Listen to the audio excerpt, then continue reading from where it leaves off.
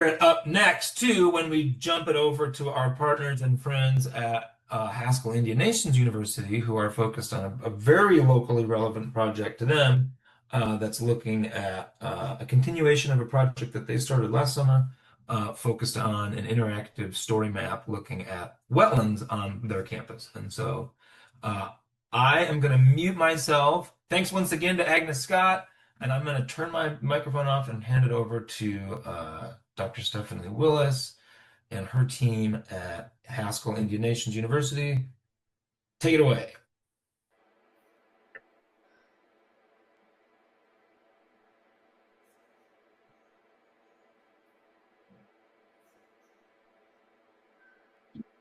Hi, everyone. It's wonderful to hear all these presentations. It's been really inspiring. I've got like all these notes of other things. I'm like, oh, that would be cool to add to our project too, and ideas for future projects. So what you see here is our story map that we started last summer. And that was our first year working with ESIIL. Now we've got things on this story map that are from last year and a continuation of keeping that data moving forward. And then we also have lots and lots of new additions here. This project came out of a realization that we need a spot for, we need an accessible spot for data that is being collected and analyzed throughout the Haskell community. Haskell sits in Lawrence, Kansas, and we have all kinds of diverse ecosystems right adjacent to our campus. And so you're going to hear more about that here in a minute.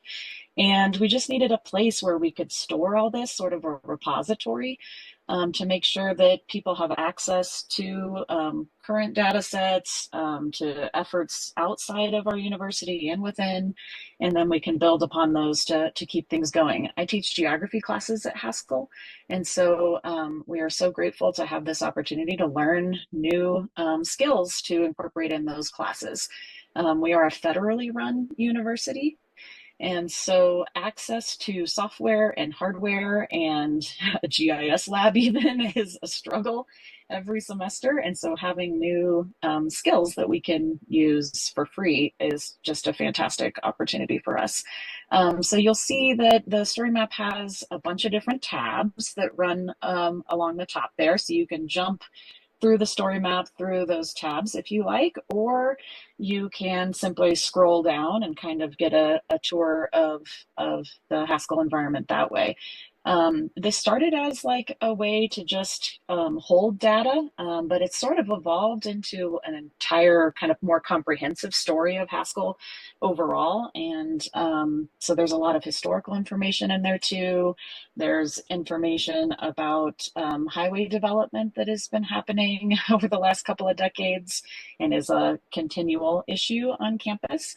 Then we've got links to all kinds of geospatial data sets and things like that. And then also fauna, flora, water data, air data, and new things going forward. So I'm going to let Alex tell you a little bit more about what comes up first on the story map here.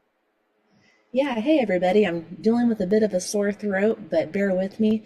So I was the other faculty from Haskell, returning faculty, working at Haskell for this project, and I was delighted that we were going to continue this going because I was a student at Haskell a little over 10 years ago, and people are still reaching out to me wanting data and wanting pictures and media from my research at that time. And so to be able to have something like this and offer it to the local community that's very interested in the wetlands history and the current projects that are going on there, it is rich in research. So many things going on the campus, including led by Courtney King and so many wonderful longtime faculty at Haskell like Dr. Bridget Chapin, who are leading fantastic projects and doing really cool work. And like Stephanie mentioned, we are a federal institution, and so anytime that we can highlight the really great work and the value of the environmental landscape that is the research site on our campus, and also the importance of a lot of the cultural landmarks and things that Ayana, one of our students this summer, she'll talk about her updates to OpenStreetMaps that were really critical. If you don't know, wetlands are an incredibly biodiverse environment. I think a lot of times people think about rainforests when they think of biodiversity because rainforests do support, 50% of the world's plant and animal species, but wetlands support around 40% of the world's plant and animal species. And so it is right up there with rainforests in terms of biodiversity support. And like Stephanie mentioned, there's a decades long kind of political and cultural battle around development of these wetlands, draining of the wetlands, taking of the land, supposedly under the guise of research, but then selling it and making money and allowing highway construction and other activities to take place on that land. And so, a lot of the space that we're talking about has been taken from Native communities 3 or 4 times over and over again on the Haskell campus. And so this is a very, very interesting intersection of environmental and also political history that we've seen local exhibitions about this history in Lawrence and beyond. And so this having this story map is just so critical. So if you have more questions about the history of the wetlands, I would love to talk about that. And we have, of course, on the story map, lots of information about it. All right, calling up Ayana. Miss J. Stongle. My name's Ayana. Sorry, I'm not able to turn on my camera right now, but this is my first time with ESIIL this summer. I just graduated from Haskell and I just got hired. While my time at Haskell, I also work at the Haskell greenhouse, and I just got hired on part-time to be a land technician while I continue to go to school at the University of Kansas in the Indigenous Studies graduate program. So a little ways down, it'll show it later on, but yeah, you can see it when you zoom in a little bit. That's what campus, it just looked just shown yellow, and you couldn't really see a lot of the really important landscapes of campus. Like it wasn't showing like our prairies, our woodland areas. We've seen many parts of campus that were either incomplete or just missing entirely. Some of the buildings were labeled incorrectly or just didn't have titles on them. And again, many of the environmentally important spaces that just weren't even mapped. And it's important because these landscapes here on campus support wildlife, they support research and the restoration projects, and also holding cultural significance for, many of the students here. I felt like the primary goal was to ensure that OpenStreetMaps itself reflected Haskell's identity as a TCU, as a tribal college. So I just wanted the opportunity to share and ensure that Haskell's landscapes, ecosystems were accurately represented for students, researchers, visitors, and just for the future generations. Our story here on campus also includes the restoration efforts and relationships with the land. So again, we mapped prairies, the woodlands, the wetland basins. We mapped the traditional native game space that's going to be ongoing with more other, games that are significant to a lot of the tribes here, because it's very intertribal here at Haskell.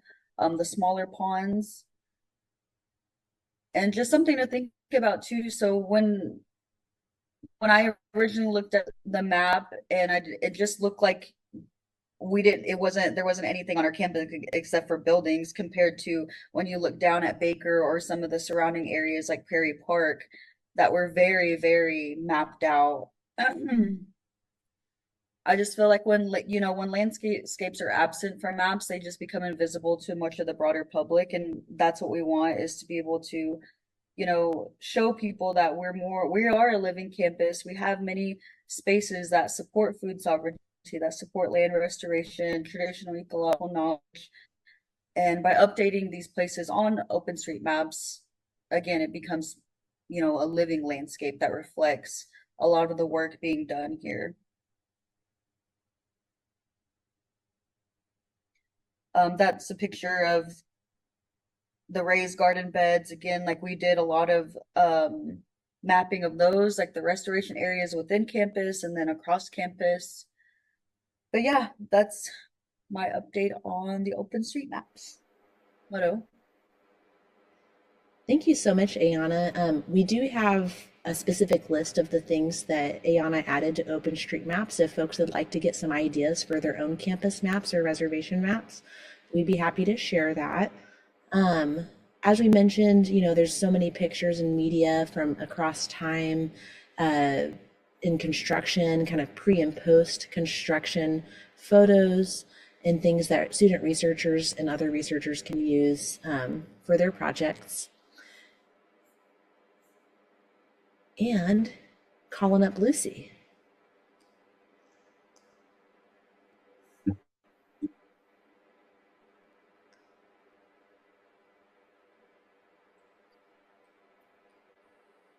Hello. Hi, everyone. Sorry, I'm having technical difficulties. Hello, everyone. My name is Lucy Summers. This is my first year with ESIIL, and I'm so excited. I'm a rising junior at Haskell. I'm a student researcher at the greenhouse with Ayana. And so as a student researcher, I work with wildlife release. Haskell was approved as a release site in April of this year. So we started releasing wildlife, rehabilitated wildlife. And as an ESIIL intern, I thought it'd be super cool if we could document the release locations, kind of for future research and documentation. As wildlife are introduced, we predict that ecosystem functions will increase. And while we cannot map the changes at this time, we hope by keeping these records we can, create future maps and cool things to, continue the story map. Thank you, Lucy. Oh, sorry, I wasn't done. I'm so sorry. That was a long pause. Basically, just to go over my map really quick, I was able to utilize the workbooks that we had used in Colorado for the Haskell boundary. And to kind of add on to what Ayana said, when I had previously looked up Haskell features, it gave me a map of the Baker Wetlands, which was really interesting. I didn't know what I was looking at first, and it was basically all Baker features. So it was kind of a full circle moment when I could go on there and see the features that Ayana had put on there and place the release sites, according to like where the wetlands are, like where the basins are, where the new trails and the roads are. I was able to like layer the water features and then, just like identify roads. And then I converted it to a satellite map, which I thought was really funny because the more you code, the less it looks like you coded. So that was kind of a fun new thing to learn about coding. And also it's really cool because it's just open for future updates and all the new animals. Thank you. I want to jump in real quick to say that a lot of the maps that were made ended up being these incredible interactive HTML plots, but you can't directly put them onto a story map. And so you have to, find a workaround for that. So I've been building GitHub pages to host the HTML plots and then connecting those up to the story map. So so a lot of the students have built much more involved things that you're not able to interact with here on the story map. So sorry about that, but it's, a work in progress, more to come. Thank you so much. Calling up Riley.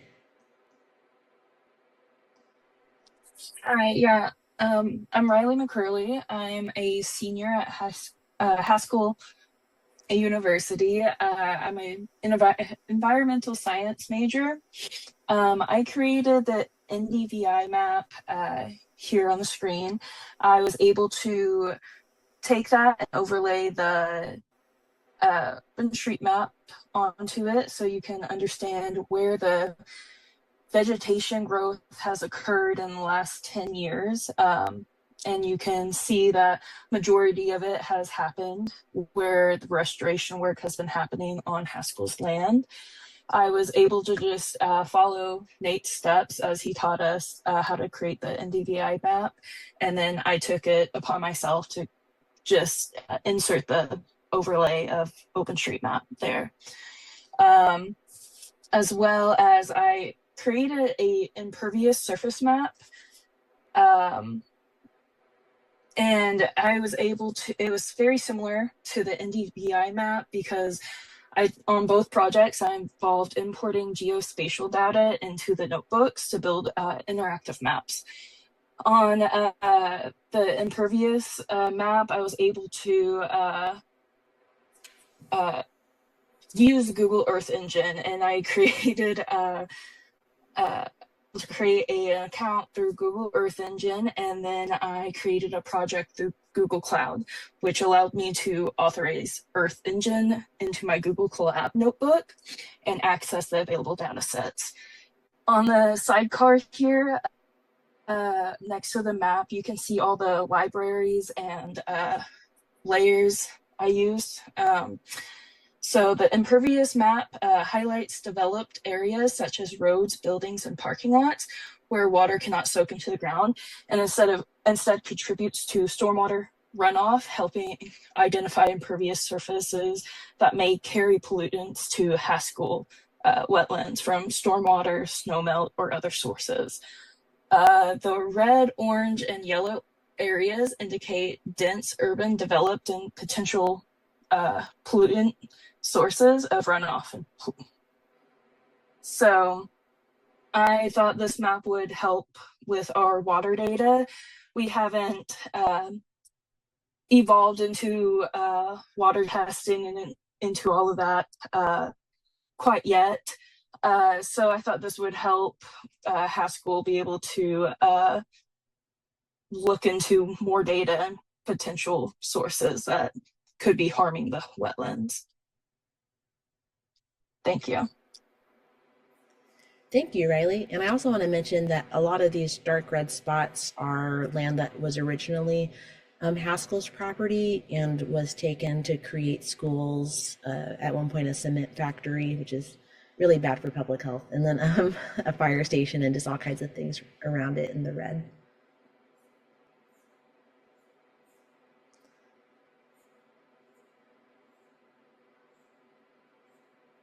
Oh, gotta refresh.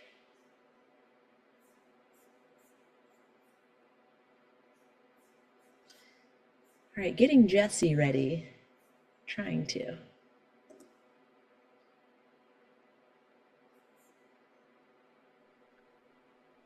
It's always right as you're ready to show something that it gets, lag.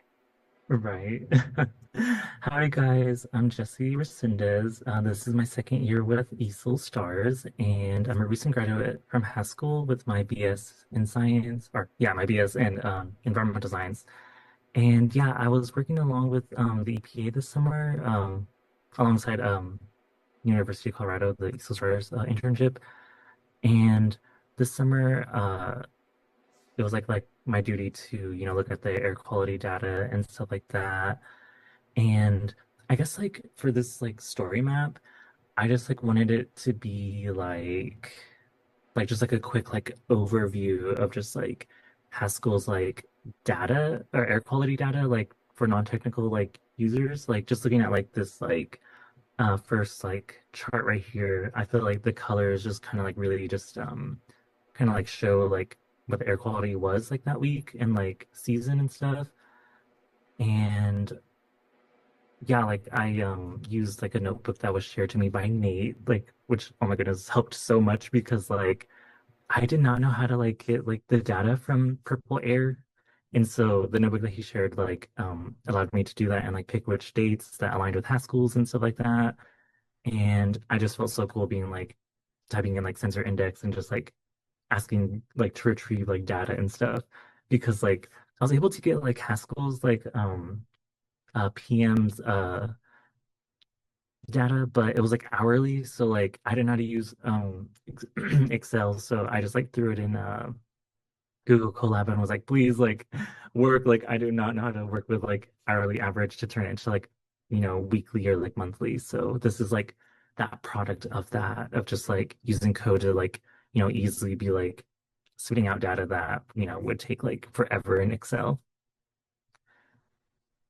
And yeah, like I just wanted to like to show like these like charts too. Like I know I have like the first one that's like very like, I guess easy like digestible to be like, okay, yeah, the air quality bad. But this filter here or this chart here was used made in Colab as well. You can see the spike, and yeah, like this was all done through like Colab because like oh my goodness, like using Excel, and I keep on saying Excel, but like it was so difficult using Excel. I don't know if anyone has like experience using Excel and stuff, but yeah, like this is just like um Excel data, and I was able to make an HTML of like the plotted sites or plotted purple sensors like here in Lawrence, and yeah, like I guess that's everything. But like I mean, because like this is just air quality, like I could just like literally go on, but I'll just keep it short. Like this is like what I've made to like indicate air quality and stuff at Haskell. Thank you. Yeah, thank you, Jesse, for wrapping us out. As you guys can see, we have a great variety of types of data, environmental data that we wanted to map and graph, and so we just went at it, and a special attention to creating baseline data in particular for research that's happening on the campus. So that we can support those projects. As you guys see in the chat, we do have a link to a completed documentary that was made recently that's been showing at, we had a couple of, 2 local film festivals and some showings at Haskell detailing this work as well in more of a media format if you'd like to learn more about some of the work that was going on. And we're excited for future steps like continuing to update this story map. We'd love to geotag our photos to OpenStreetMap so people can see these photos of students from across history that are doing work in these different places, and also how those places have changed appearance due to highway construction and things like that. We'd love to kind of continue to update OpenStreetMaps. We'd love to continue using these skills in the GIS classrooms and geography classrooms at Haskell, and maybe attract more partnerships and more opportunities, and certainly continue to support the geography offerings at Haskell. One of our 4-year degree programs is environmental science, and Stephanie is working to support a GIS lab there for the students that we have. And so very, very important work to maybe be able to attract future students to Haskell as well to learn the skills here and then go back to their home communities, sometimes tribal communities, to bring their skill sets there. We'd also love to continue raising local awareness about the wetlands history, climate change, the importance of considering migratory animals that are in our community, and then in the environments that they need to survive. We'd love to be included in some of the Indigenous platforms around data sovereignty and people taking mapping and especially weather monitoring into their own hands as federal budgets have shifted to remove access to some data sets that typically we used to have more access to. There are like so many more points I can make, but I'm sure that we are over time, and I don't want to disturb the timeline for the remaining presentations. But if you're interested to keep in touch with how our story map is going, you can keep checking it out on the link. And then I think everybody's got our email addresses too, so you can touch base with us that way as well.